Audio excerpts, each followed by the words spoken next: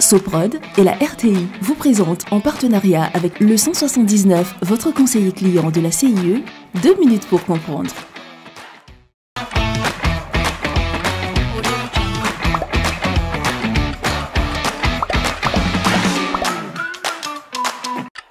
Bonjour, bienvenue dans 2 minutes pour comprendre, votre capsule quotidienne qui vous aide à comprendre comment fonctionne le monde qui nous entoure. Aujourd'hui, je vais vous expliquer ce qu'il faut faire en cas de morsure de serpent. La meilleure défense des serpents, c'est l'attaque. Chacun sa méthode. Par exemple, la vipère du Gabon injecte son venin très profondément dans les muscles avec ses crochets longs de 5 cm. Si une morsure de serpent sur 2 est venimeuse, ces reptiles n'en demeurent pas moins de vrais dangers pour l'homme.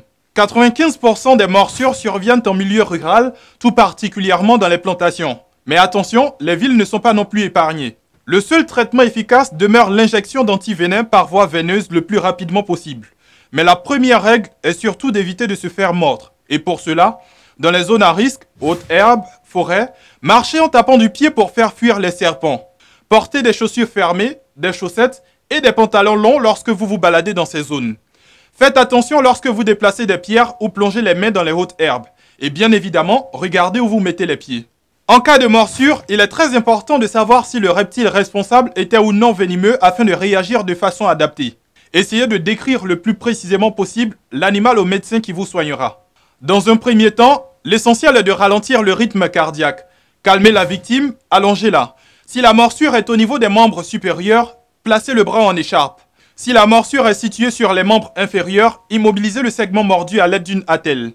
Nettoyez ensuite la plaie avec de l'eau et du savon. Évitez l'alcool. Et surtout, contrairement aux idées reçues, ne pratiquez pas de garrot et n'effectuez pas de scission au niveau de la plaie. La douleur peut être calmée par du paracétamol. Par contre, l'aspirine et les anti-inflammatoires sont à éviter. Et rendez-vous le plus rapidement possible dans le centre de santé le plus proche. Idéalement, lorsque vous vous rendez en brousse, équipez-vous d'un kit aspi-venin. Je vous donne rendez-vous demain à la même heure pour un nouveau numéro de 2 minutes pour comprendre. Soprod et la RTI, en partenariat avec le 179, votre conseiller clientèle de la CIE, vous ont présenté 2 minutes pour comprendre.